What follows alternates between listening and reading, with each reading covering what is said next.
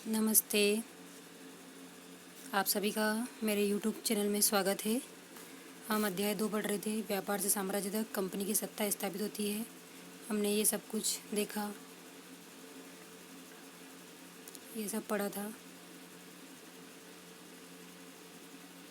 ये पढ़ लिया था। ईस्ट इंडिया कंपनी आई, उसके बाद डच आए, फ्रांसीसी आए, पुर्तगाली आए। आपस में इनमें लड़ाई होना शुरू हो गई। फिर ईस्ट इंडिया कंपनी बंगाल से अपना व्यापार शुरू करती है। वो अपनी फैक्ट्री जो है यहाँ हुगली नदी के किनारे लगाती है।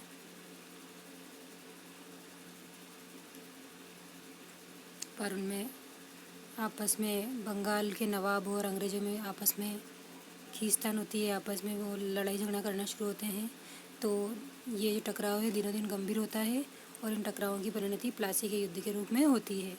हमने यहाँ तक पढ़ा था। आज हम पढ़ेंगे प्लासी का युद्ध। पहले हम जानेंगे कि प्लासी का वर्तमान वास्तव में नाम क्या था।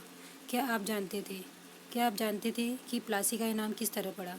दरअसल इसका असली नाम प्लासी था, जिसे अंग्रेज़ों ने बिगाड़कर प्लासी कर दिया। इस जगह को पलाशी, यहाँ पाए जाने वाले पलाश के फूलों के कारण कहा जाता था। पलाश के खूबसूरत लाल फूलों से गुलाल बनाया जाता था, जिसका होली पर इस्तेमाल होता है। तो प्लासी का असली नाम क्या था? पलाशी। यह आप अपनी कॉपी में नोट करें। अब आगे है प्लासी का युद्ध। 1756 में अलीवर्दी खान की मृत्यु के बाद सिराजुद्दौला बंगाल के नवाब बने। तो बंगाल के नवाब सिराजुद्दौला कब बने? 1756 में। ये लाइन भी इम्पोर्टेंट है कि बंगाल के नवाब सिराजुद्दौला कब बने? 1756 में। कंपनी को सिराजुद्दौला की ताकत से काफ़ी भय था। मतलब जो सिराजुद्दौला जो था वो बहुत ताकतवर था, तो जो ईस्ट इंडिया कंपनी थी वो उससे बहुत ज़्यादा डरती थी। सिराजुद्दौला की जगह कंपनी एक ऐसा कठपुतली नवाब चाहती थी जो उसे व्यापारिक रियायतें और अन्य सुविधाएं आसानी से देने में आनाकानी न करे। तो कंपनी जो है एक ऐसा नवाब चाहती थी। कठपुतली एक तरीके से आप जानते हो, कठपुतली को जैसे नाचना चाहती है वैसे नाचती है। तो कंपनी भी एक ऐसा ही नवाब चाहती थी जो उनको व्यापार करने में सारी सुविधाएं दे, उनके साथ कोई आनाकानी न करे। लेकिन सिराजुद्दौला एक मतलब ताकतवर शासक था। कंपनी ने प्रयास किया कि सिराजुद्दौला के प्रतिद्वंदियों में से किसी को नवाब बना दिया जाए। तो कंपनी ने क्या प्रयास करना शुरू किया कि जो सिराजुद्दौला के प्रतिद्वंदी मतलब दुश्मन, उनमें से किसी को नवाब बना दिया जाए। कंपनी को कामयाबी नहीं मिली। जवाब में सिराजुद्दौला ने हुक्म दिया कि कंपनी उनके राज्य के राजनीतिक मामलों में टांग अड़ाना बंद कर दे। बल्कि सिराजुद्दौला जो है उसने कंपनी को क्या बोला कि वो उनके जो राज्य के राजनीतिक मामले हैं, मतलब उनका जो प्रशासन चल रहा है उसमें वो टांग अड़ाना बंद कर दे, किलेबंदी रोके और बाकायदा राजस्व चुकाए। बल्कि और जो वो अपने किले का जो विस्तार कर रही है उसको रोक दे, और बल्कि यहाँ रह रही है तो बल्कि जो सिराजुद्दौला जो नवाब था, राजा था, उसको यहाँ रहने का टैक्स भी चुकाए। जब दोनों पक्ष पीछे हटने को तैयार नहीं हुए, अब कंपनी भी आगे बढ़ना चाहती थी और सिराजुद्दौला नवाब वो भी ताकतवर था, वो भी आगे बढ़ना चाहता था। तो जब दोनों ही पक्ष पीछे हटने को तैयार नहीं हुए तो अपने 30,000 सिपाहियों के साथ नवाब ने कासिम बाजार में स्थित इंग्लिश फैक्ट्री पर हमला बोल दिया। तो क्या करा फिर सिराजुद्दौला ने 30,000 सिपाहियों के साथ, ये जो इंग्लिश फैक्ट्री जो थी कहाँ थी? कासिम बाजार में स्थित थी, इस पर हमला बोल दिया। नवाब की फ़ौजों ने कंपनी के अफसरों को गिरफ्तार कर लिया। अब जो नवाब की फ़ौजें थी उन्होंने क्या करा, जो कंपनी के जो बड़े बड़े अफसर थे उनको गिरफ्तार कर लिया और गोदाम पर ताला लगा दिया। अंग्रेज़ों के हथियार छीन लिए, अंग्रेज़ जहाज़ों को भी घेरे में ले लिया। मतलब जो सिराजुद्दौला नवाब था उसने अंग्रेज़ों के साथ बुरा व्यवहार किया, मतलब उनको बुरा व्यवहार किया। वो अंग्रेज़ हमारे पर अत्याचार कर रहे थे, हमारे इलाके में आकर अधिकार जमा रहे थे, तो इस तरीके से उनको भगाने के लिए प्रयास किया। इसके बाद नवाब ने कंपनी के कलकत्ता स्थित किले पर कब्जे के लिए उधर का रुख किया। पहले तो उसने फैक्ट्री को बंद किया, वहाँ के जो अफसर थे उनको पकड़ा, उनके जो जहाज़ थे उनको घेर लिया। इसके बाद नवाब कहाँ गया? सिराजुद्दौला कंपनी का जो कलकत्ता में एक किला था उस पर कब्जे के लिए वहाँ पर जाना शुरू किया। तो कलकत्ता के हाथ से निकल जाने की खबर सुनने पर मद्रास में तैनात कंपनी के अफसरों ने भी रॉबर्ट क्लाइव के नेतृत्व में सेनाओं को रवाना कर दिया। जैसे अंग्रेजों को पता चला कि सिराजुद्दौला जो है कलकत्ता के किले पर अधिकार करने जाने वाला है, तो मद्रास जो चेन्नई है वर्तमान में, वहाँ पे जो कंपनी के अफसर थे उन्होंने रॉबर्ट क्लाइव के नेतृत्व में, ये अफसर था वहाँ का, उसके नेतृत्व में सेनाओं को रवाना कर दिया। इस सेना को नौसैनिक बेड़े की मदद भी मिल रही थी। नौसैनिक मतलब जहाज जो पानी में चलते हैं, उनकी मदद भी मिल रही थी। इसके बाद नवाब के साथ लंबे समय तक सौदेबाजी चली। इस तरह अंग्रेज़ों और नवाब के बीच में आपस में लड़ाई झगड़े चलते रहे, सौदेबाजी चलती रही। आखिरकार 1757 में रॉबर्ट क्लाइव ने प्लासी के मैदान में सिराजुद्दौला के खिलाफ कंपनी की सेना का नेतृत्व किया। और पहले तो बातचीत चलती रही, लेकिन 1757 में क्या हुआ, रॉबर्ट क्लाइव ने प्लासी के मैदान में सिराजुद्दौला के खिलाफ कंपनी की सेना का नेतृत्व किया। एक तरफ तो सिराजुद्दौला की सेना हो गई और एक तरफ रॉबर्ट क्लाइव की सेना हो गई। तो नवाब सिराजुद्दौला की हार का एक बड़ा कारण उसके सेनापतियों में से एक सेनापति मीर जाफ़र की कारगुजारी भी थी। तो मीर जाफ़र जो था ये सिराजुद्दौला का सेनापति था, लेकिन इसने क्या करा, ये अंग्रेजों के साथ मिल गया था, तो इसकी वजह से सिराजुद्दौला की हार हुई। मीर जाफ़र की टुकड़ियों ने इस युद्ध में हिस्सा नहीं लिया। रॉबर्ट क्लाइव ने यह कहकर उससे अपने साथ मिला लिया कि सिराजुद्दौला को हटाकर मीर जाफ़र को नवाब बना दिया जाएगा। तो जो कंपनी थी, अंग्रेज कंपनी, उन्होंने क्या करा, रॉबर्ट क्लाइव ने क्या बोला मीर जाफ़र को, अगर तू सिराजुद्दौला का साथ नहीं देगा तो हम तुझे मतलब नवाब बना देंगे।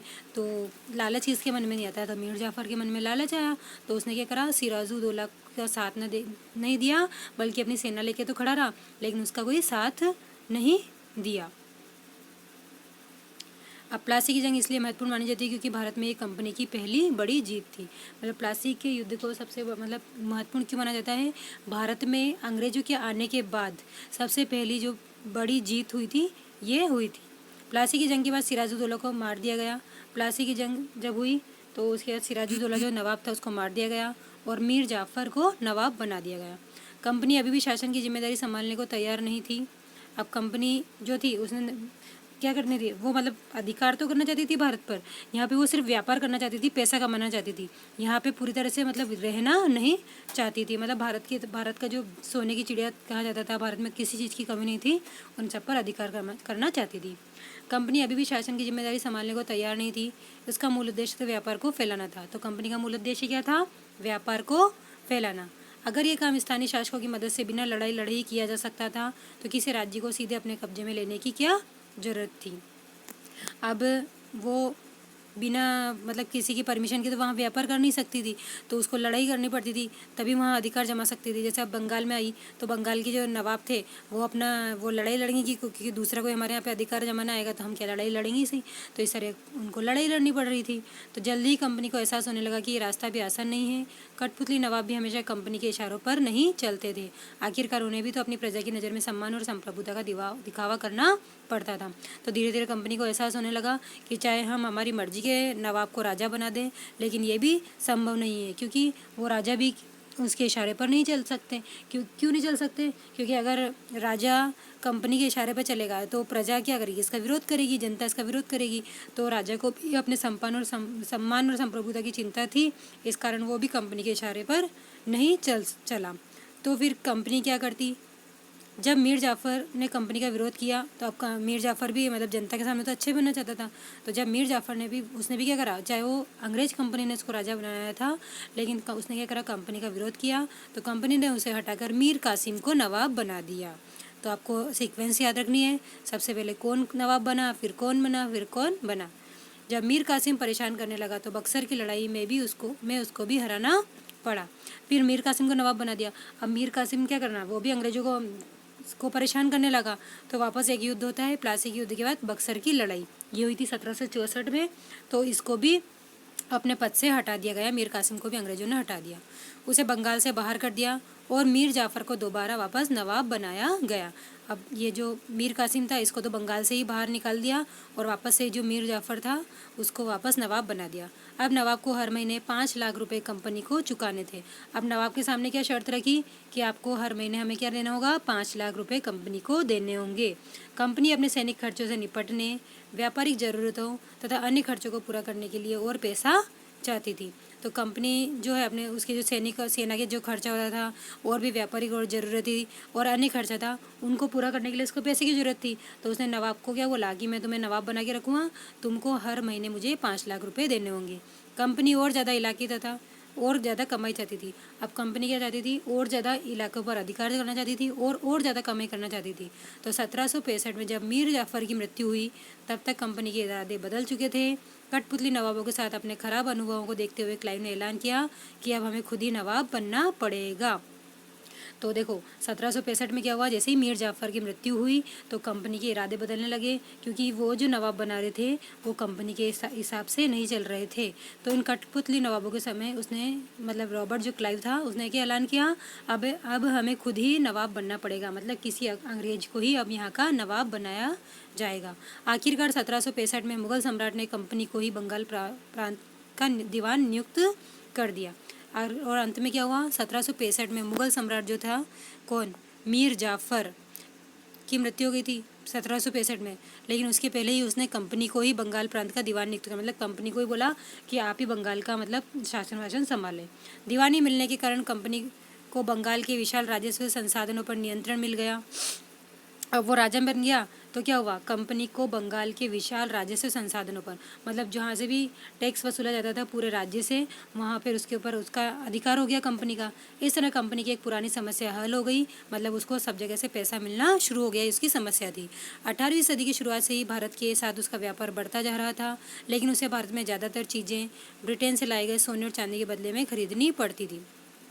तो 18वीं सदी की शुरुआत से ही भारत के साथ उसका व्यापार बढ़ने लगा था, लेकिन उसे भारत में ज़्यादातर चीज़ें ब्रिटेन से लाए गए सोने और चांदी के बदले में खरीदनी पड़ती थी। लेकिन उसके क्या करना होता था, भारत में जो ज़्यादातर चीज़ें खरीदनी होती थी क्या किससे, वो ब्रिटेन से जो सोना और चांदी लाता था उसके बदले में, मतलब भारत क्या करता था, कोई भी वस्तु बेचता था तो उसके बदले में उसे सोना या चांदी लेता था। इसकी वजह यह थी कि उस समय ब्रिटेन के पास भारत में बेचने के लिए कोई चीज़ नहीं थी। अब ब्रिटेन के पास तो सोना चांदी बहुत था, पैसा कम था, तो उनको कोई भी सामान भारत से खरीदना है तो पहले उनको सोना चांदी देना पड़ेगा और वो कोई वस्तु खरीदते थे। प्लासी की जंग के बाद ब्रिटेन से सोने की निकासी कम होने लगी और बंगाल की दीवानी मिलने के बाद तो ब्रिटेन से सोना लाने की ज़रूरत ही नहीं रही। जैसे प्लासी का जब युद्ध हुआ था उसके बाद ब्रिटेन से सोना कम आने लगा और बंगाल का, अगर वो जब कंपनी बंगाल की दीवानी मिल गई, मतलब बंगाल के राजा बन गए अंग्रेज ही, तो ब्रिटेन से सोना लाने की ज़रूरत ही नहीं रही, क्योंकि वो तो अब मर्जी के मालिक हो गए। अब भारत से होने वाली आमदनी के सारे ही कंपनी अपने खर्चे चला सकती थी। इस कमाई से कंपनी भारत में सूती और रेशमी कपड़ा खरीद सकती थी। अब क्या हुआ, ब्रिटेन से अब भारत से होने वाली आमदनी के, अब भारत से उसको जो पैसा मिलता था उसके सारे कंपनी अपने सारे खर्चे चलाने लगी। इस कंपनी कमाई से कंपनी भारत में सूती और रेशमी कपड़ा खरीदने लगी, अपनी फौजों को संभाल सकती थी और कलकत्ते में किलों और दफ्तरों के निर्माण में भी लागत उठा सकती थी। मतलब कलकत्ते में जो किले और दफ्तर बनाने थे उनमें भी अपना वो नवाब मतलब निर्माण की लागत उठा सकती थी। अब आप यहाँ देखिए नवाब, ये चित्र देखेंगे, ये जो चित्र दिखाया गया है ये महान न्यायालय कक्ष है। जैसे अपने यहाँ पे न्यायालय बना होता है सुप्रीम कोर्ट, वैसे ही ये न्यायालय है। और East India House, Leadenhall street, East India Company के कोर्ट ऑफ प्रोपराइटर्स की लंदन स्थित लेड नहाल स्ट्रीट पर बने ईस्ट इंडिया हाउस में बैठकी होती थी। यह ऐसी एक सभा का चित्र है। उसके अलावा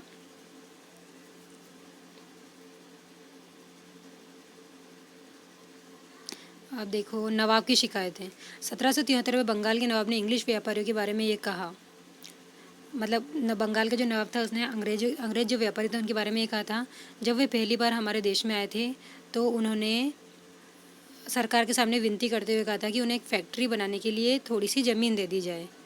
उन्हें वह ज़मीन तो मिल गई पर उन्होंने वहाँ मजबूत किला ही खड़ा कर डाला। मतलब थोड़ी सी ज़मीन चाहिए थी लेकिन उन्होंने तो एक मजबूत किला बना लिया। इसके चारों तरफ गड्ढे बना दिए जो नदी से जुड़ते थे। दीवारों पर उन्होंने न जाने कितनी तोपें तैनात कर दी। उन्होंने बहुत सारे सौदागरों और अन्य लोगों को अपने मातहत करने के लिए तैयार कर लिया और वह 1 लाख रुपये राजस्व वसूल कर रहे थे। वे असंख्य औरतों और मर्दों के उनके ही देश में गुलाम बनाकर लूट खसोट रहे थे। ये बंगाल के नवाब जो हैं सिराजुद्दौला, उन्होंने उनकी शिकायत की है अंग्रेज़ों की। अब कंपनी के अफसर नवाब बन बैठे। नवाब बनने का क्या मतलब है? इसका मतलब यह तो नहीं कि कंपनी के पास अब सत्ता और ताकत थी, लेकिन इसके कुछ और फ़ायदे भी थे। मतलब नवाब बनने का क्या मतलब है कि कंपनी के हाथ में ही सारी ताकत आ गई, लेकिन इसके कुछ और भी फ़ायदे थे। कंपनी का हर कर्मचारी नवाबों की तरह जीने के ख्वाब देखने लगा। मतलब कंपनी का जो हर कर्मचारी था, चाहे वो छोटा मोटा कोई सा भी गरीब से गरीब कर्मचारी हो, वो भी नवाबों की तरह जीने के ख्वाब देखने लगा था। प्लासी के युद्ध के बाद बंगाल के असली नवाबों को इस बात के लिए बाध्य कर दिया गया कि वे कंपनी के अफसरों को निजी तोहफे के तौर पर ज़मीन और बहुत सारा पैसा दें। जैसे ही प्लासी का युद्ध खत्म हुआ था उसके बाद जो बंगाल के असली नवाब थे, मतलब जो बंगाल के जो पैसे वाले लोग थे, उनको मतलब बाध्य किया जाता था कि वो कंपनी के जो बड़े अफसर हैं उनको निजी तोहफे के तौर पर क्या दें, ज़मीन और बहुत सारा पैसा दें। खुद रॉबर्ट क्लाइव ने ही भारत में बेहिसाब दौलत जमा कर ली थी। मतलब जो रॉबर्ट क्लाइव था अंग्रेज अफसर, उसने भारत से बहुत सारे पैसे इकट्ठे कर लिए थे। 1743 में जब वह इंग्लैंड से मद्रास आया था तो उसकी उम्र 18 साल थी। मतलब रॉबर्ट क्लाइव भारत आया था तब उसकी उम्र कितनी वर्ष थी? 18 वर्ष। कब आया था भारत? 1743 ईस्वी में। 1767 में देखो ये लाइन इम्पोर्टेंट है, इस पर आप अंडरलाइन करो, ये भी इम्पोर्टेंट है। 1767 में जब वह 2 बार गवर्नर बनने के बाद हमेशा के लिए भारत से, तो रॉबर्ट क्लाइव कितनी बार गवर्नर बना? 2 बार। कितनी बार गवर्नर बना रॉबर्ट क्लाइव? 2 बार गवर्नर बना। भारत से रवाना हुआ तो यहाँ उसकी दौलत 4,01,02 पाउंड के बराबर थी। मतलब वो भारत से जब रवाना हुआ 1767 में, रॉबर्ट क्लाइव 2 बार गवर्नर बना और 1743 में आया, 1767 में तक 2 बार गवर्नर बन गया और जब वो यहाँ से गया तो वो 4,11,02 पाउंड के बराबर उसकी इनकम थी। दिलचस्प बात यह है कि गवर्नर के अपने दूसरे कार्यालय में उसे कंपनी के भीतर फैले भ्रष्टाचार को खत्म करने का काम सौंपा गया। और देखो एक इंटरेस्टिंग बात क्या थी, दिलचस्प बात यह है कि गवर्नर के अपने दूसरे कार्यालय में कार्यकाल में उसे कंपनी के भीतर फैले भ्रष्टाचार को खत्म करने का काम सौंपा गया। मतलब वो खुद तो भ्रष्टाचारी था और उसको क्या बोला कि तू भ्रष्टाचार रोकना, है ना, जोक वाली बात। ऐसे अंग्रेज थे। लेकिन 1772 में ब्रिटिश संसद में उसे खुद भ्रष्टाचार के आरोप पर अपनी सफाई देनी पड़ी। लेकिन बाद में क्या हुआ, जब 1767 में तो उसको काम सौंपा कि भैया आपको ना भ्रष्टाचार फैल रहा है, उसको देखना है, उसको रोकना है। लेकिन 1772 में उसी के ऊपर इल्ज़ाम लगा दिया और उसको सफाई देनी पड़ी कि उसने भ्रष्टाचार नहीं किया। सरकार को उसकी कुछ संपत्ति के स्रोत संदेहास्पद लगे। मतलब सरकार उसके पास इतने सारे पैसे आ गए, जहाँ वो 18 साल की उम्र में आया था जब कुछ नहीं था और इतने पैसे लेके गया, तो सरकार को भी उसके ऊपर आश्चर्य हुआ कि इतने पैसे का, उसको संदेह हुआ। उसे भ्रष्टाचार आरोप से बरी तो कर दिया गया। लेकिन 1774 में उसने आत्महत्या कर ली। किसने आत्महत्या कर ली? रॉबर्ट क्लाइव ने। क्यों करी? भ्रष्टाचार के आरोप लगने के कारण। कंपनी के सभी अफसर क्लाइव की तरह दौलत इकट्ठा नहीं कर पाए। बहुत सारी बीमारियों और लड़ाई के कारण कम उम्र में ही मौत का निवाला बन गए। अब कंपनी के और भी जो अफसर थे वो रॉबर्ट क्लाइव की तरह दौलत तो इकट्ठा नहीं कर पाए और बहुत सारी बीमारियों और लड़ाई के कारण, मतलब बहुत सारी लड़ाइयाँ लड़नी पड़ी, बीमारियाँ भी लग गई, तो कम उम्र में उनकी मौत हो गई। इसके अलावा उन सभी को भ्रष्ट और बेईमान मानना भी सही नहीं होगा, क्योंकि वो तो बिना मतलब वो मर गए। जरूरी हर व्यक्ति भ्रष्टाचारी हो, तो उन सबको मानना भी सही नहीं है कि भ्रष्टाचारी हो। उनमें से बहुत सारे अफसर साधारण परिवारों से आए थे, मतलब छोटे मोटे गरीब परिवारों से आए थे। उनकी सबसे बड़ी इच्छा बस यही थी कि वे भारत में ठीक ठीक पैसा कमाएं और ब्रिटेन लौटकर आराम की ज़िंदगी बसर करें। जो जीते जी धन दौलत लेकर वापस लौट गए, उन्होंने वहाँ आलीशान जीवन जिया। कहाँ पे? इंग्लैंड में अपना घर बना लिया अच्छा खासा और वहाँ पे आलीशान जीवन जिया। उन्हें वहाँ के लोग नवाब कहते थे। मतलब वहाँ के लोग उन्हें क्या कहते थे? नवाब कहते थे। ये भारतीय शब्द नवाब का ही अंग्रेजी संस्करण बन गया। मतलब भारतीय शब्द था नवाब और वो अंग्रेज थे, अंग्रेज इंग्लिश में बोलते थे उसको नवाब, तो ये नवाब अंग्रेजी संस्करण बन गया। तो ये आपको याद रखना है कि नवाब को इंग्लैंड में क्या बोला जाता था? नवाब बोला जाता था। उन्हें लोग अक्सर नए अमीरों और सामाजिक हैसियत में रातों रात ऊपर आने वाले लोगों के रूप में देखते थे। नाटकों और कार्टूनों में उनका मजाक उड़ाया जाता था। अब क्लाइव खुद को कैसे देखता था? देखो क्लाइव की बात। संसद की एक समिति के सामने सुनवाई के दौरान क्लाइव ने कहा था कि प्लासी की लड़ाई के बाद उसने जबरदस्त संयम का परिचय दिया। आइए देखिए उसने संयम, मतलब उसने कुछ भी गड़बड़ नहीं की। आइए देखिए उसने क्या कहा। उस स्थिति की कल्पना कीजिए जब प्लासी की जीत ने मुझे ला खड़ा कर दिया था। मतलब जानबूझ के उसकी जीत हो गई थी, प्लासी की जीत ने उसे लाकर खड़ा कर दिया। एक ताकतवर राजा मेरे इशारों पर चल रहा था, एक संपन्न शहर मेरी दया पर था, उसके सबसे दौलतमंद महाजन मेरी एक एक मुस्कुराहट के लिए एक दूसरे की गिरेबान खींच रहे थे। मैं ऐसे खजानों के बीच से गुजर रहा था जो सिर्फ मेरे लिए खुले हुए थे। एक तरफ तो सोना, दूसरी तरफ जवाहरात थे। अध्यक्ष महोदय, मैं अपने इस संयम को देखकर खुद हैरान हूँ। मतलब मेरे सामने इतना खजाना था, फिर भी मैंने लूटा नहीं, मैं भ्रष्टाचार नहीं करा। ये उसने अपने भ्रष्टाचार न होने का मतलब सबूत दिया था। लेकिन फिर उसके बाद उसने आत्महत्या कर ली थी। कंपनी का फैलता शासन कल पढ़ेंगे हम लोग ये। धन्यवाद। आपको कैसा लगा ये, और इसमें से जो इम्पोर्टेंट बातें हैं आप नोट करें। ओके, धन्यवाद।